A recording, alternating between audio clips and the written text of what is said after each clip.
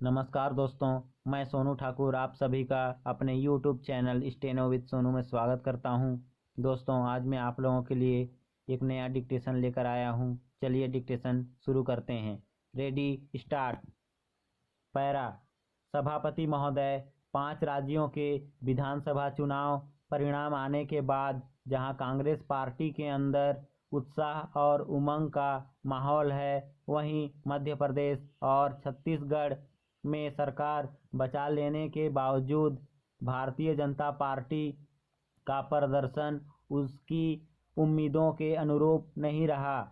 दिल्ली नगर निगम चुनाव में बेहतर प्रदर्शन करने और सिलसिलेवार बम धमाकों के बाद आतंकवाद पर बेहद आक्रामक रुख अख्तियार करने वाली भाजपा को दिल्ली जीतने की पूरी आशा थी, मगर मध्य प्रदेश में विकास को मुद्दा बनाने वाली भाजपा दिल्ली में कांग्रेस सरकार की विकास नीति के बरबस बेहतर प्रदर्शन नहीं कर सकी और यहां कांग्रेस तीसरी बार भी जीत दर्ज करने में कामयाब रही। राजस्थान में सरकार आरक्षण को लेकर चली लंबी जद्दोजहद, किसानों पर गोली चालन, विकास कार्यों की अनदेखी, भ्रष्टाचार के आरोपों को लेकर शायद कांग्रेस ने करारी शिकस्त दी है और संयुक्त प्रगतिशील गठबंधन सरकार बेहतर प्रदर्शन करने में नाकाम रही। इन विधानसभा चुनाव नतीजों से पहले भाजपा इसे आगामी लोकसभा चुनाव का सेमीफाइनल बता रही थी, लेकिन राजस्थान और दिल्ली में अपने प्रदर्शन को लेकर वह रक्षात्मक नजर आ रही है, क्योंकि मुंबई आतंकवादी हमले पर राजनीति नहीं करने के वादे के बावजूद भाजपा ने इसे चुनाव प्रचार का मुद्दा बनाया। इसलिए जनाक्रोश को देखते हुए परिणाम को लेकर बेहद आशंकित कांग्रेस अपेक्षाओं से भी बेहतर परिणाम आने के कारण खुश है। भाजपा ने मध्य प्रदेश और छत्तीसगढ़ में चुनाव घोषणा पत्र जारी करते हुए सस्ते अनाज का जो वादा किया है, उसे वैश्विक आर्थिक मंदी के इस दौर में वह किस तरीके से लागू करेगी, यह देखना दिलचस्प होगा। पैरा।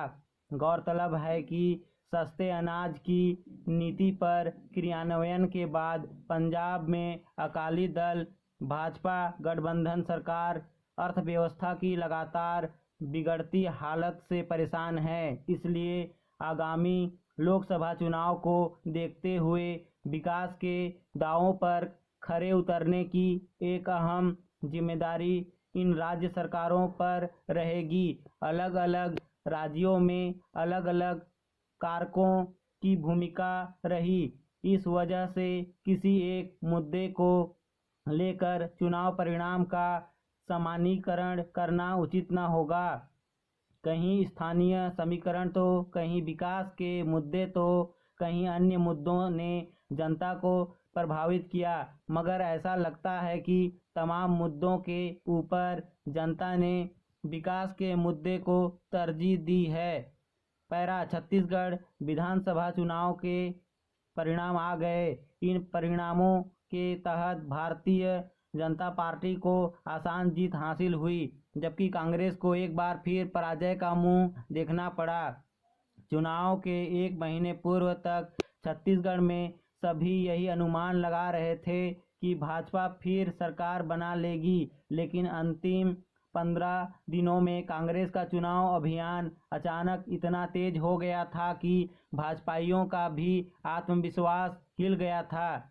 इस समय भी यह आशंका उत्पन्न हो गई थी कि अंत में कहीं कांग्रेस यह दौड़ जीत न जाए। बहरहाल ऐसा नहीं हुआ और भाजपा भरपूर बहुमत से यह दौड़ जीत गई। पैरा। भाजपा सरकार के सामने कई चुनौतियां होंगी। पहली सबसे बड़ी चुनौती राज्य का विकास है। अन्य राज्यों के मुकाबले छत्तीसगढ़ आज भी काफ़ी पिछड़ा हुआ है। दूसरी चुनौती बेरोजगारी की है। बेरोजगारी दूर करने के लिए जिस दिन राज्य सरकार को चावल योजना का सहारा न लेना पड़े, जिस दिन बेरोजगारी भत्ता न देना पड़े, उस दिन माना जाएगा कि राज्य विकास के पथ पर अग्रसर है। तीसरी चुनौती के रूप में भाजपा सरकार को भ्रष्टाचार पर नियंत्रण करना होगा। खास तौर पर ऐसे किसी व्यक्ति को मंत्री पद प्राप्त न हो जाए जो भ्रष्ट तरीके में विश्वास रखता हो। पूर्व अनुभवों के आधार पर पार्टी को सीख लेनी होगी। स्टॉप। दोस्तों, यदि आपको मेरी ये डिक्टेशन अच्छी लगी तो कृपया मेरे चैनल को सब्सक्राइब करें, लाइक करें, अपने दोस्तों के साथ ज़्यादा शेयर करें। Thanks for watching. जय हिंद।